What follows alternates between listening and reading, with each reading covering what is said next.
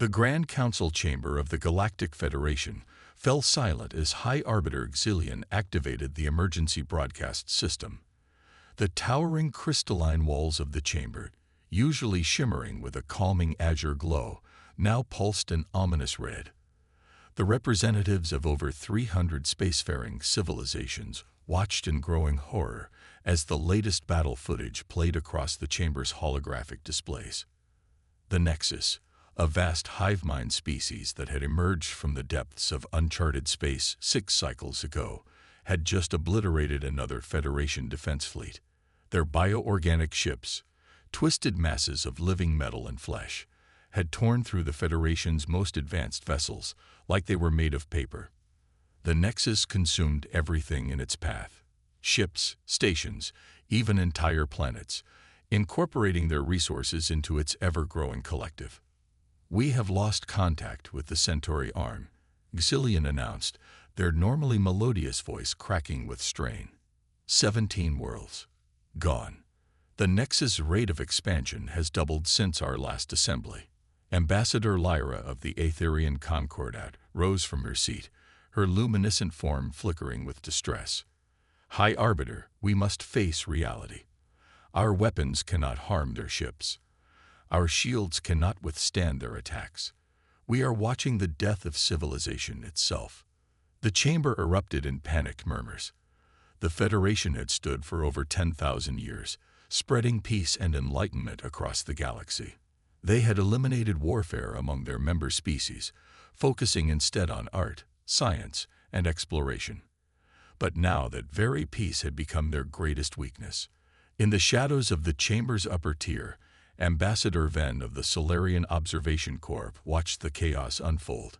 His species' natural ability to fade from notice had served him well in his role monitoring the galaxy's most dangerous quarantined world, Earth.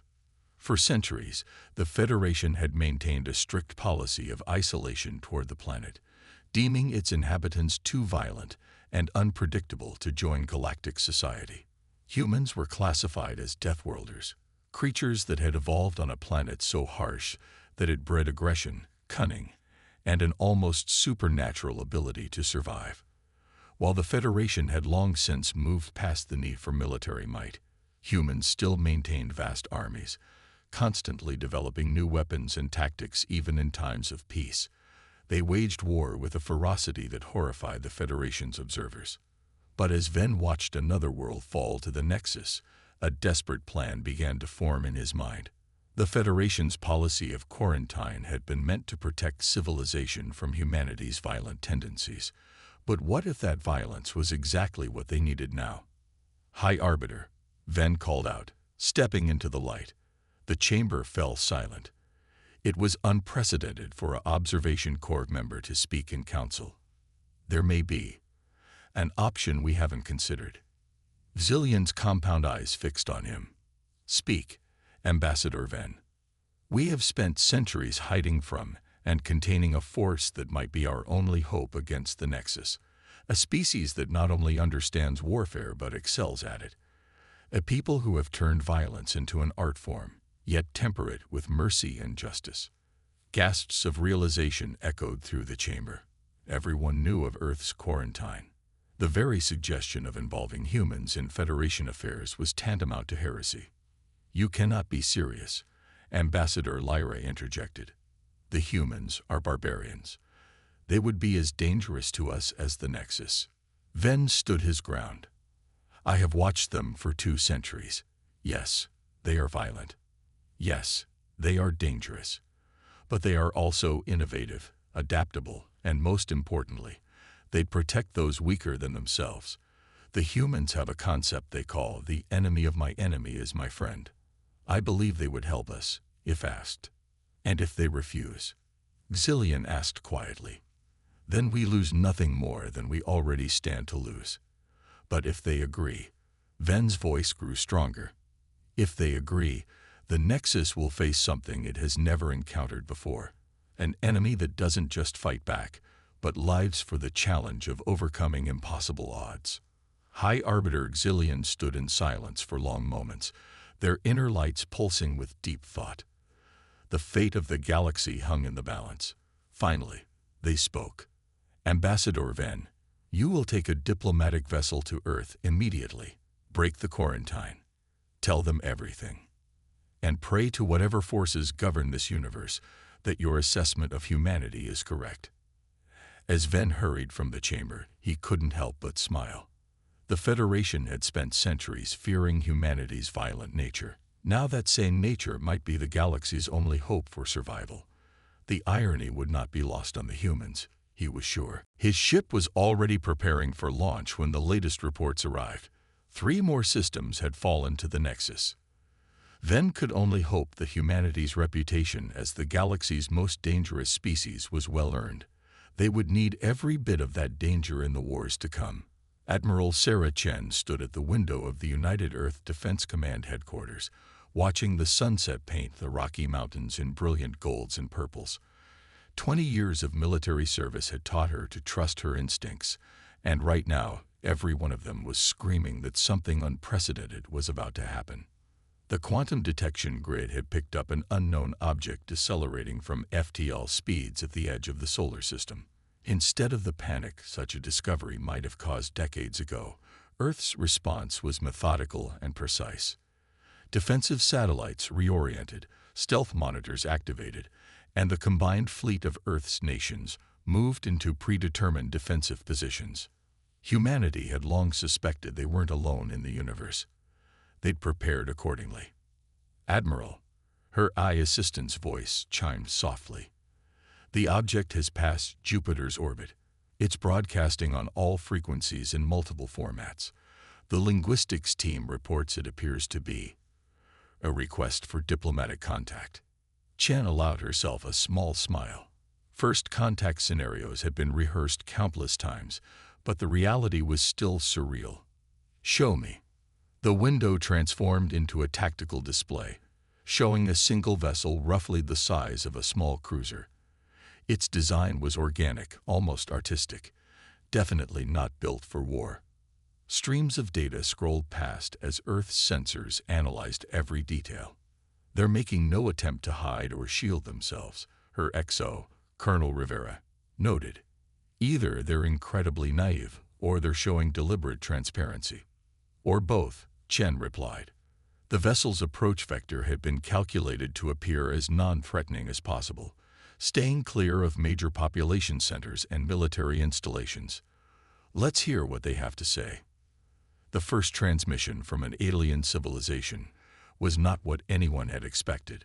The holographic figure that appeared in the command center was tall and slender, with iridescent skin that seemed to shift between visibility and transparency. Its voice, when translated by the AI, carried notes of both urgency and fear. People of Earth, I am Ambassador Ven of the Galactic Federation. We come seeking your help. Our civilization faces extinction, and you may be our last hope. The next hour was a crash course in galactic politics and the current crisis. Chen listened with growing concern as Ven explained the nature of the Nexus threat and the Federation's inability to combat it. But what really caught her attention was the ambassador's candid admission about Earth's quarantine status. You've been watching us, Chen stated. It wasn't a question. Yes, Ven replied. Your world was deemed too volatile for contact. Your capacity for violence, your constant military preparations even in peacetime, these were seen as signs of dangerous instability. And now those same qualities make us valuable, Rivera observed dryly. Ven's form flickered with what the AI translated as embarrassment. We were wrong to judge you so simply. What we saw as barbarism might be the very thing that saves countless civilizations. Chen exchanged glances with her command staff. Every officer present understood the implications. This wasn't just first contact. It was humanity's debut on the galactic stage, and the stakes couldn't be higher. You understand, Chen said carefully, that I don't have the authority to commit Earth to any action. This will require discussion among our world's governments. Of course, Ven replied. But please understand, we have very little time. The Nexus consumes entire systems in days. Even now, they advance further into Federation space. Chen nodded. Then let's not waste any time. I'll arrange for your transport to the United Earth Council. They'll want to hear everything you know about this threat." She paused, then added, "And Ambassador, we'll need to know everything about your previous observation of Earth as well. If we're to be allies, we start with complete transparency." As emergency sessions were called and Earth's governments convened, Chen returned to the window, now showing real-time footage of the alien vessel in orbit. Humanity had spent centuries preparing for threats from the stars, building up defensive capabilities that had seemed almost paranoid to some. Now those preparations might save not just Earth, but the galaxy itself. "Colonel," she called to Rivera, "begin activation protocols for the mothball fleets. If the Council approves this, we'll need every ship we can muster." "Already on it, Admiral," Rivera replied. "The engineering corps is practically salivating at the chance to study alien tech." Chen allowed herself another small smile. Humanity had dreamed of the stars for so long, prepared for every possible threat. But no one had expected their first step into the galactic community would be as its potential saviors. The irony was not lost on her. As night fell over the Rockies, lights began coming on in military bases across the globe. Sealed bunkers opened, revealing stockpiles of weapons and ships. Training scenarios that had been theoretical for years suddenly had real purpose. Earth was going to war, not to conquer, but to save a civilization that had feared them for centuries. The next few days would change everything. Humanity was about to show the galaxy exactly why they had been right to fear them, and why that fear might be their salvation. The Federation observation post Helios watched in stunned silence as the human fleet emerged from hyperspace. 300 ships of varying sizes and designs dropped into real space with precision that seemed impossible for such primitive vessels. But what truly shocked the Federation observers wasn't the number of ships or their formation, it was their purpose-built nature. These weren't the elegant, multipurpose vessels favored by the Federation. Each human ship was clearly designed for a specific combat role. Carriers launched swarms of smaller craft. Heavily armored battleships moved into defensive positions. Sleek destroyers took up screening formations. It was a dance of controlled violence that made many of the observers deeply uncomfortable. Ambassador Ven stood on the command deck beside Admiral Chen, watching the Federation representatives' reactions. "They're disturbed by your fleet's organization," he noted. "The concept of dedicated combat vessels is foreign to them." Chen nodded, studying the tactical display. The Nexus had been spotted moving toward the Arcturus sector, home to billions of Federation citizens. It would be humanity's first real test against this enemy. "Your people built ships to be beautiful and multifunctional. We built ours to survive and win." The first signs of the Nexus appeared on long-range sensors, a massive swarm of bioorganic ships moving like a tide through space. Federation vessels would have retreated immediately. The human fleet moved forward. "All ships, battle stations," Chen's voice carried across the fleet. "Remember your training. These organisms may be alien, but physics is universal. Fire control. Prep the first surprise. Let's show them why Earth animals are the most dangerous in the galaxy." The Nexus ships approached with the confidence of predators that had never faced real resistance. Their biological weapons had easily pierced Federation shields. Their adaptive armor had shrugged off energy weapons. But humans hadn't survived on a death world by being predictable. The first surprise detonated in the midst of the Nexus formation. Electromagnetic pulse warheads specifically calibrated to the frequencies found in their bioorganic technology. Nexus ships spasmed as their neural networks were disrupted. Before they could recover, human fighters struck from multiple vectors, launching projectiles that appeared primitive to Federation observers until they detonated. "Tungsten penetrators with plasma cores," Colonel Rivera explained to the shocked Federation representatives. "Kinetic energy enhanced by plasma explosion on impact. No shields required when you can punch straight through the armor." The Nexus attempted to adapt, their ships beginning to evolve countermeasures. But humans had been preparing for this too. Each wave of attacks used different methods: thermal, kinetic, electromagnetic, even biological agents specifically engineered to target the Nexus's organic components. You're not just fighting, Ven realized, watching the battle unfold. You're conducting an experiment, learning their responses. Know your enemy, Chen quoted. We've spent centuries preparing for threats we'd never seen. Now we're learning how this one fights, adapts, thinks. Every engagement teaches us more. The Nexus's swarm tactics had overwhelmed Federation fleets, but human ships fought in coordinated groups, protecting each other's vulnerabilities. When the Nexus attempted to predict and counter their attacks, humans simply switched tactics. Centuries of war games, preparing for unknown threats, had created a military that thrived on adaptation. But the real shock came when several human ships took serious damage. Instead of retreating or surrendering as Federation ships would have done, the crews fought harder.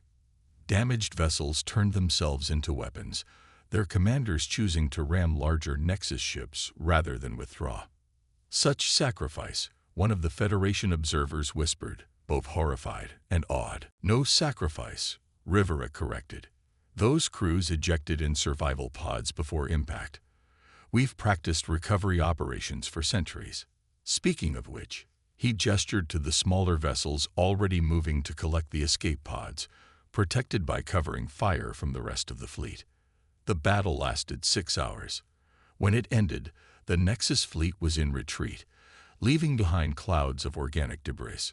Human ships had taken damage, but their casualties were minimal thanks to centuries of developing survival systems and recovery protocols. The Federation representatives struggled to process what they'd witnessed. Humans didn't just fight. They innovated in the middle of battle, adapted their tactics on the fly, and treated combat as a science to be studied and perfected. This was just the first engagement, Chen told them as repair crews began their work. Now we analyze everything we learned, adapt our weapons and tactics, and prepare for the next round. The Nexus learns and evolves. So do we. That's how we survived Earth. That's how we'll save your galaxy. Ven watched the human crews efficiently conducting repairs and recovery operations. The Federation had feared humanity's violent nature, but they had failed to understand the sophistication behind that violence. These weren't mindless warriors. They were professionals who had turned warfare into a precise, studied art. We thought we were enlightened by abandoning warfare, he said quietly. But you mastered it, controlled it, turned it into a shield for those who cannot fight. Chen's reply was interrupted by new sensor contacts. More Nexus ships, Rivera reported. Bigger this time. They've adapted their armor and weapons. Good, Chen said, surprising the Federation observers. That means they're learning. And so are we. She turned to her crew. All ships, battle stations. Time to show them the next set of surprises. Dr. Maya Patel stood in the combined laboratory of the UES Prometheus, surrounded by holographic displays showing the latest analysis of Nexus biology. After 3 months of combat, humanity had gathered enormous amounts of data about their enemy. Each battle, each encounter, had been meticulously recorded and studied. They're not just adapting randomly, she explained to the assembled human and Federation scientists. There's a pattern to their evolution. The Nexus operates like an immune system on a galactic scale. The Federation scientists, initially hesitant to work with humans, now watched with fascination. Humanity's approach to understanding their enemy went far beyond simple combat tactics, which means Admiral Chen added from her position at the tactical display. They can be tricked, just like an immune system. Doctor, are you ready to test your theory? Maya nodded, pulling up complex molecular diagrams.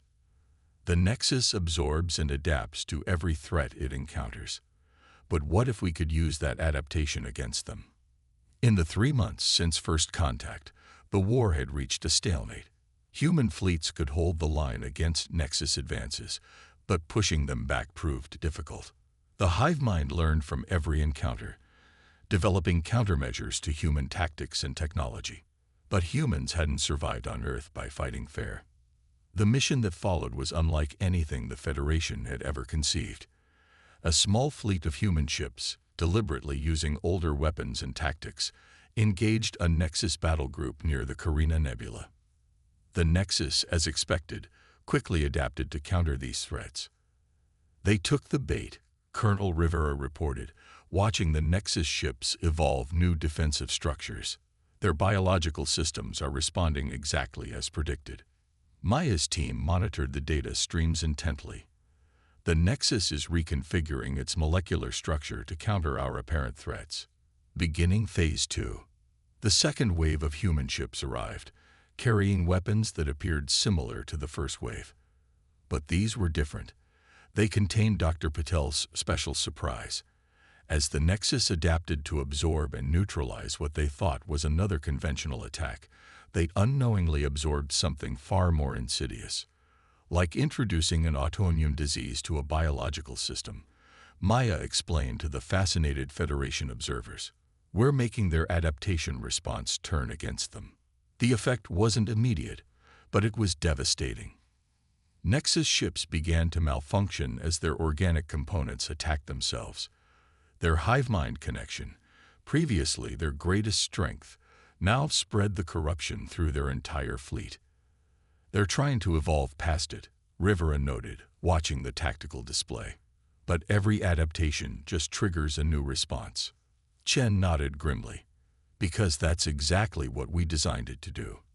Every countermeasure they develop makes the problem worse. They're fighting themselves now." The Federation representatives watched in amazement as the mighty Nexus fleet began to disintegrate from within. It wasn't just a victory. It was a complete paradigm shift in how to fight this enemy. "You didn't just develop better weapons," Ambassador Ven realized. "You understood them, turned their own nature against them." "That's how we survived Earth," Maya replied, still monitoring the cascade of failing Nexus systems. "We didn't just fight our predators. We studied them, understood them, and learned to counter them on every level.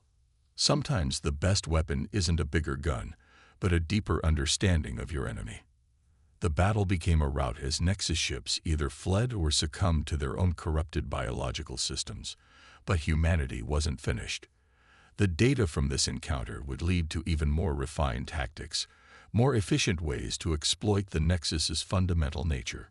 "Send the data to all human fleets," Chen ordered, "and share the full research with our Federation allies.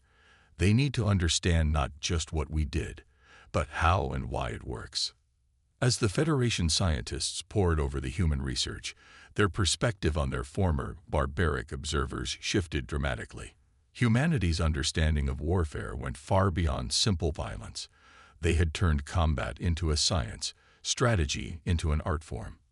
"We thought we were superior for abandoning warfare," Ven admitted to Chen as they watched the Nexus fleet retreat.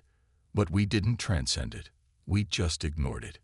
You mastered it, understood it, and now you're teaching us how to protect ourselves." The Admiral's reply was interrupted by urgent communications from other sectors. The Nexus, for the first time since they appeared, was in full retreat across all fronts. The tide of war had turned, but in the science labs of the Prometheus, Maya and her team were already analyzing new data, preparing for the next phase. Because they knew the Nexus would try to adapt to this defeat too, and humanity would be ready with the next innovation, the next strategy, the next surprise. That was, after all, how they had survived their death world. Not just through strength or violence, but through endless innovation, adaptation, and understanding. The galaxy was learning why Earth's apex predator had become its greatest defender. 1 year after the first human fleet entered Federation space, the Grand Council chamber looked very different. Where once there had been only Federation representatives, now human delegates stood among them. Admiral Chen, Dr. Patel, and Colonel Rivera represented Earth's combined military and scientific leadership, but most striking was the change in how they were received. The fear and suspicion that had once greeted humans was gone, replaced by something more complex, respect tinged with cautious admiration. The Nexus threat had been contained, its vast hive mind fractured by humanity's innovative tactics. What remained of their forces had retreated to the galactic rim, their biological imperative to consume and adapt turned inward by human biowarfare. High Arbiter Xilian addressed the assembled representatives.